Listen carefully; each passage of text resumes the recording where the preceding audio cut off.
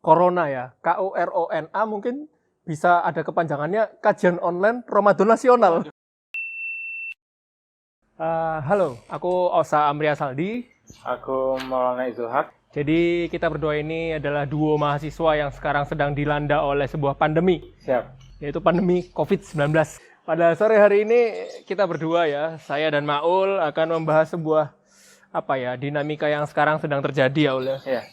Cuman menariknya kalau kita bahas dari segi pekerjaan kita ya, pekerjaan dalam tanda kutip yaitu sebagai mahasiswa, itu tentunya kondisi sekarang cukup susah Ul. Terutama di ranah Apanya sih? Sebenarnya nggak susah sih. Nggak susah. Atau juga nggak kuliah itu seneng sebenarnya. Atau materinya yang sulit ya, materinya. Iya, kadang gimana ya, antara susah-susah seneng sebenarnya. Ya enggak lah, kita harus menganggap ini sebuah musibah, cuman kita tidak boleh menyerah di tengah pandemi ini. Jadi ya tetap kita anggap sebagai sesuatu yang susah, Ul. Jadi susah dalam artian gini, Ul. Kan mungkin belajar kita harus, kadang ada model orang yang belajar tuh harus lihat tulisannya ini apa. Cuman kan gara-gara gini mungkin dia belajar bisa sambil melakukan hal yang lain. Sehingga ada yang butuh lingkungan juga ya? Iya, ada yang butuh lingkungan. Sendiri gitu? Nggak bisa sendiri. Jadinya ya susah lah kalau dari kuliah gitu.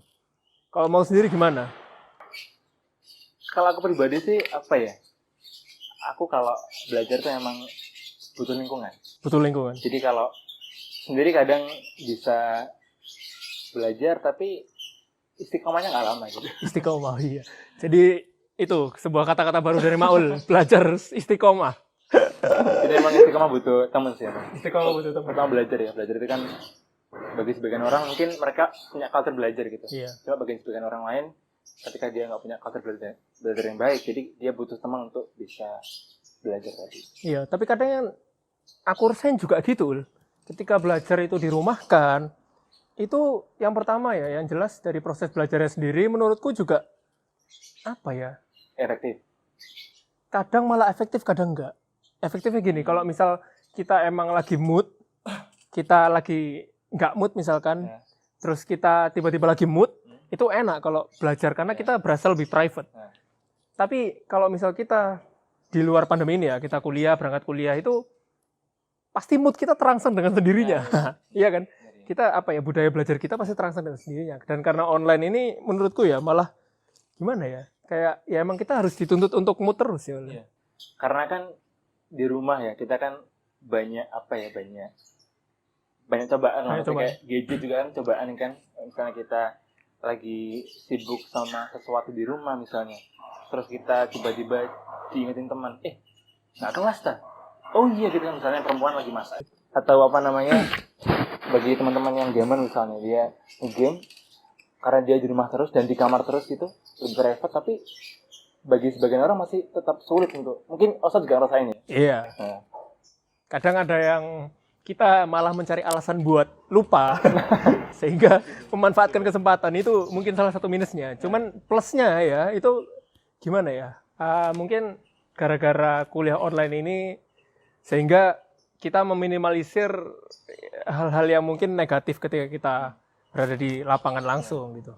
Cuman ya kembali lagi, sebuah permasalahan itu harus kita ambil positifnya karena sesuai dengan firman Allah di surat Al-Baqarah, Allah berfirman bahwasanya wa asa an takrahu syai'an wa huwa khairul lakum.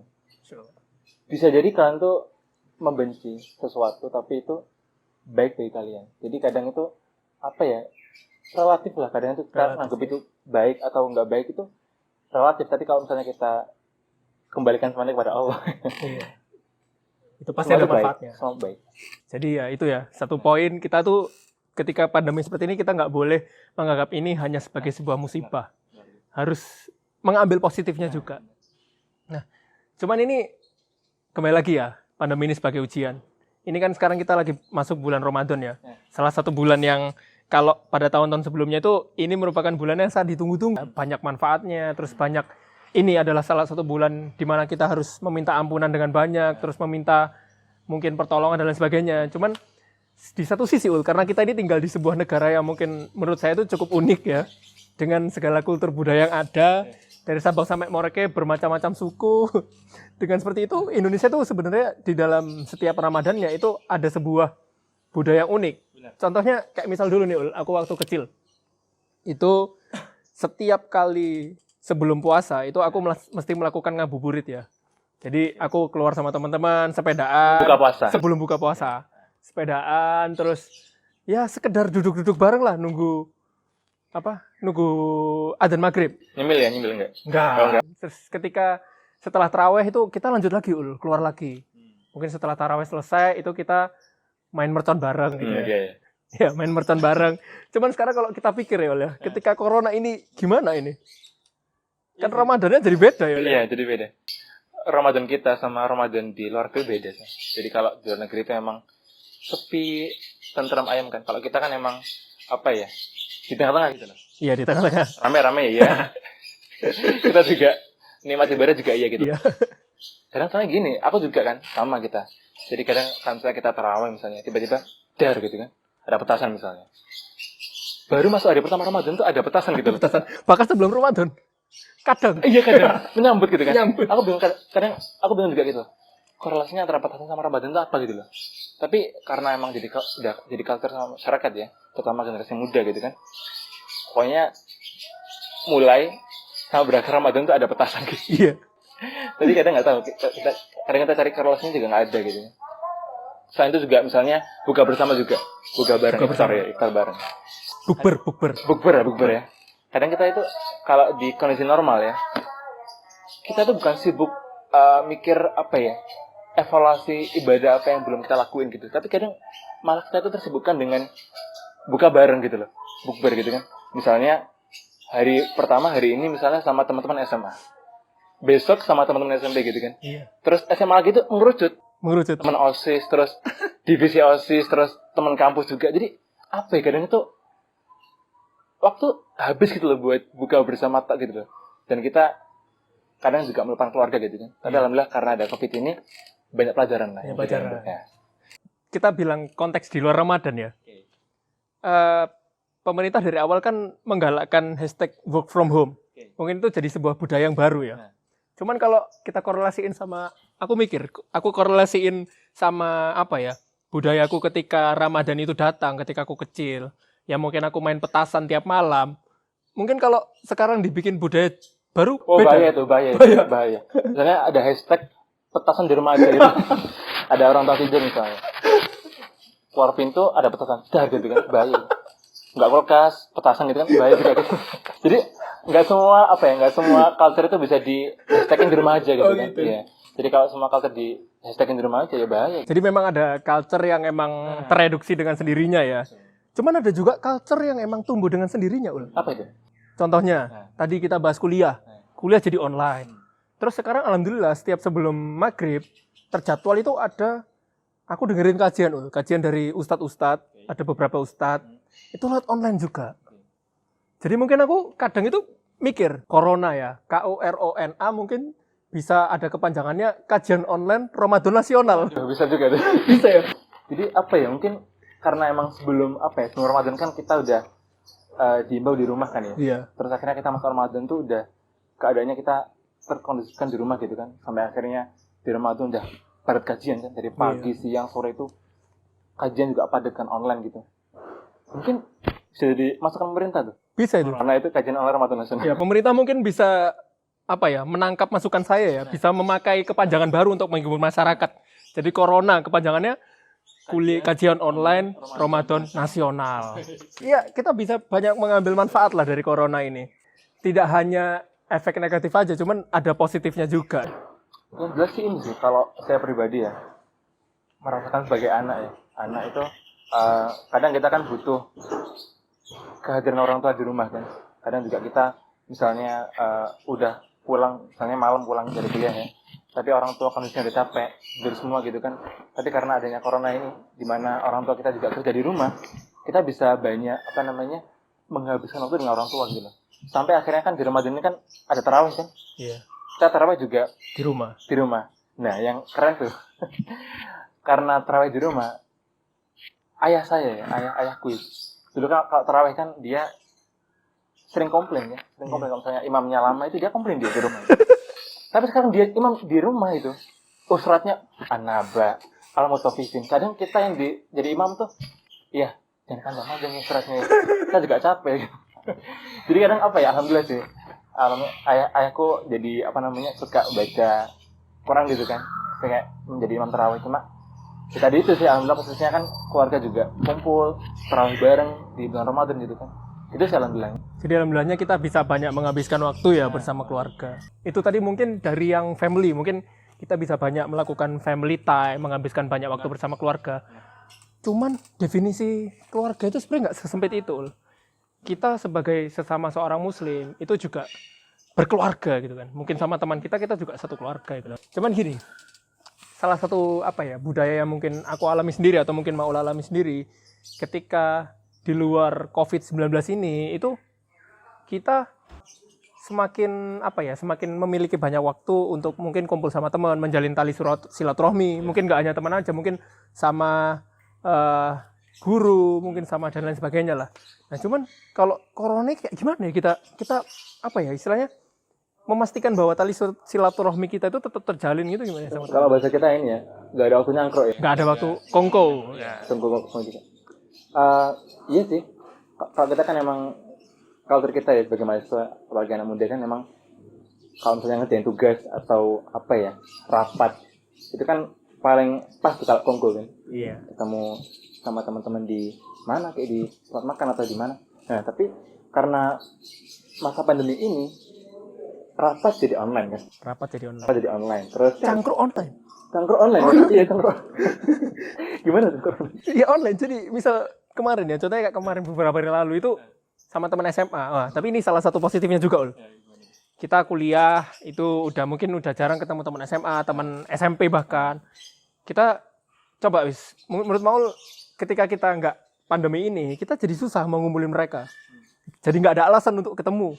Karena semua udah pada jadi aktivis, termasuk Anda aktivis. Masya Allah, aktivis. Ya emang semua kita harus aktivis lah. Mungkin aktivis memperjuangkan apa aja, selagi kita memperjuangkan namanya aktivis. Maksudnya gini, ketika kita nggak di luar pandemi ini ya, kita misalnya mau menjalin tali silaturahmi sama teman-teman kita, itu mesti ada aja alasannya. Mungkin ada yang sibuk organisasi, atau sibuk bisnis mungkin, atau sibuk sama kuliahnya, atau mungkin ada yang udah berkeluarga, mungkin teman-teman kita, Masya Allah. Kan jadi susah, jadi nggak ada alasan buat buat menolak gitu, buat ketemu, sorry.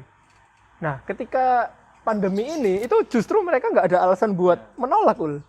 Karena banyak waktu ya. Banyak waktu, fleksibel aja. Contohnya kayak kemarin, saya habis alhamdulillah melakukan silaturahmi ya, habis melakukan kongko online, cangkruk online sama teman-temanku. Itu jadi ya simpel aja gitu. Kita pakai aplikasi ya, teleconference, mungkin teman-teman juga udah tahu. Itu ya tinggal kita janjian mau jam berapa, dan ya udah kita nyalain, kita ngobrol bareng di situ. Nah itu bedanya sebelum pandemi sama setelah pandemi ya. Sebelum pandemi itu kalau kondisi normal, kita itu janjian tuh ya misalnya di cafe atau di tempat langsung on the spot lah. Tapi kalau sekarang tuh kita janjian ketemuan itu di link ya. Kita masuk link Zoom atau link Google Meet misalnya. Jadi kita ketemuan di link gitu loh, bukan di tempat gitu. Iya. Jadi itu mungkin salah satu budaya yang terbentuk yang baru ya. Sebenarnya ya kalau di tengah musibah seperti ini, di tengah pandemi atau ujian seperti ini, itu kita juga masih bisa menjalin tali silaturahmi ya. Oh, tambah bisa. Harusnya tambah bisa ya. Apalagi jadi kita udah nggak ada alasan gitu loh. Terutama apalagi ini Ramadan ya. Ramadan mungkin nanti kita nggak bisa lebaran ya. Mungkin kita lebaran di rumah. Lebaran di rumah aja ya. Hashtag lebaran di rumah aja. Bentuk hashtag baru. Pemerintah mungkin bisa didengerin ya, hashtag lebaran di rumah aja. Lebaran di rumah aja. Cuma gini, ada permasalahan baru. Gimana? Kita harus membedakan antara mudik dan pulang kampung. Iya, kemarin pemerintah kita udah membedakan itu, mudik dan pulang kampung. Ya jadi gitu ya, mungkin mungkin terbentuk salah satu budaya yang baru ya. Iya sih, jadi karena kita punya Ramadan ya, dan kita sebenarnya mayoritas waktunya di rumah dan kita ngurangi waktu kegiatan di luar, jadi harusnya tambah bisa. Tinggal kita mau apa enggak gitu loh, untuk misalnya bersilaturahmi secara online ya. Online. Berarti soalnya kan silaturahmi virtual kan ya, lewat berbagai aplikasi, entah itu bisa medsos, WA misalnya, atau kayak Zoom atau Google Meet dan lain sebagainya gitu kan. Kita janjian misalnya pagi atau malam atau siang, itu menurutku lebih bisa sih daripada yang tadi kamu sebutkan, kayak misalnya emang di kondisi normal kita emang banyak kesibukan masing-masing gitu, sehingga kita nggak ada waktu untuk bertemu, nggak ada waktu untuk berseteran kayak gitu sih. Cuman di belakang kepositifan, kebaikan itu pasti ada keburukan yang memungkinkan buat terjadi, ya ada negatifnya yang itu harus dihindari. Contohnya kalau kita balik lagi sama kuliah online tadi gitu, ada beberapa kejadian lucu nih. Gimana itu? Jadi ada mungkin ada juga yang viral mungkin ya, cuman ini terjadi juga di saya gitu. Jadi ketika kuliah itu kan ada satu aplikasi yang emang itu bisa diakalin ya, maksudnya backgroundnya diganti dengan fotonya dia sendiri, sehingga istilahnya kalau bahasa Jawanya etok-etok lah atau pura-pura dia merhatiin. Tapi dia lupa, kameranya tuh masih gerak. Ketika dia noleh ke sebelah, dia ketahuan ketiduran ini, kakinya diangkat sedangkan dosen yang ngajar. Itu teman-teman pada ketawa semua ul. Dan itu kan mungkin salah satu negatifnya ya, yang harus dihindari gitu. Tapi ini sih aku juga sih pernah alami juga sih. Jadi kadang karena mahasiswa itu bisa kayak nge-on atau off-kan video ya. Iya. Jadi kadang misalnya emang dosen nggak menyuruh mahasiswa untuk men-on video, untuk nyerang video. Kadang itu ada teman-teman tuh ketika dipanggil misalnya, apakah ada pertanyaan, terus dipanggil personnya gitu kan, misalnya si Nadia gitu. Nadia ada pertanyaan, nggak ada balasan gitu. Iya, gak ada balasan, sepi. Apalagi tuh kan aku ada kelas EC ya, English class kan. English class. Itu isinya cuma 7-6 anak kan. Nah kalau misalnya kita nggak hadir itu ketahuan kan siapa yang nggak hadir. Dan kalau misalnya lagi kelas itu kan ketahuan siapa aja yang hadir gitu kan. Nah ketika itu dosen tuh kadang nyebut nama gitu kan. Dia tinggal nyebut nama aja gitu kan. Ketika disebut nama si A ini, dia nggak ngerespon. Dosen tahu gitu. Oh ini tidur paling. Dan kadang yang paling aku kayak perhatikan tuh ketika teman-teman nyetel video ya atau nge-on-kan video itu kadang mereka kurang perhatian ini wajahnya itu. Wajahnya. Dia habis tidur atau gimana? Jadi nggak nguati wajahnya waktu di video. Ya Allah, anak ini nggak basuh wajah atau gimana gitu kan? Nggak nguati wajahnya. Jadi kita yang kuliah itu nggak fokus akhirnya. Itulah mungkin salah satu yang ya etika online juga harus tetap diperhatikan ya. Mungkin ketika kita kelas online, meskipun kita malas ya kita berusaha lah menghargai dosen-dosen kita yang mungkin udah susah payah bikin roomnya dan lain sebagainya. Sampai kemarin tuh ada kejadian di fakultas gue ya. Itu ada dosen itu yang nyari mahasiswanya malah. Oh iya. di link Zoom itu ya kemarin tuh belum ada mahasiswa yang masuk. Sampai dosen tuh ngontak temanku, tolong ya dibilangin teman-temannya kelas A matkul A belum ada mahasiswa yang masuk. Itu kan parah banget. Kasihan ya dosen. Parah itu parah. Ya itu ya harus dihindari lah hal-hal seperti itu ya. Jadi seenggaknya kita ya sebagai mahasiswa atau enggak kalau misalnya kita lagi komunikasi dengan orang lain dan itu kita misalnya kita perhatikan ya apakah kita hanya melibatkan suara atau juga wajah juga. Nah, kalau kalian melibatkan wajah tolonglah. Iya, seenggaknya wajah dibasuh, ya dibersihkan ya. Terus kalau misalnya itu seenggaknya fresh lah lihat orang-orang yang lihat tuh. Nah, setelah itu kalau misalnya kalian nge-off-kan video, hindari posisi tubuh rebahan. Itu rawan banget sih. Mungkin ya di tengah pandemi ada juga itu ketika kelas selesai. Kemarin tuh kelas sama rapat sih aku jumpain dua itu. Jadi ketika kelas selesai dan rapat selesai itu ada anak itu yang dia tuh nggak keluar sama sekali, nggak keluar grup gitu, nggak keluar Zoom-nya itu loh. Dan ketika kita panggil dia, halo, dia nggak respon, tidur. Ada beberapa hal yang harus diperhatikan ya tetap. Meskipun di tengah musibah seperti ini, di tengah ujian seperti ini, kita masih bisa banyak melakukan hal-hal positif ya. Bisa banget. Kita merubah silaturahim itu menjadi silaturahim virtual nasional. Itu baru lagi tuh, silaturahim virtual nasional. Pemerintah bisa menggalakkan ya buat orang-orang di rumah, masyarakat terutama itu #silaturahim virtual nasional. Itu insya Allah bisa membuat masyarakat nggak mudik dan nggak pulang kampung. Betul sekali.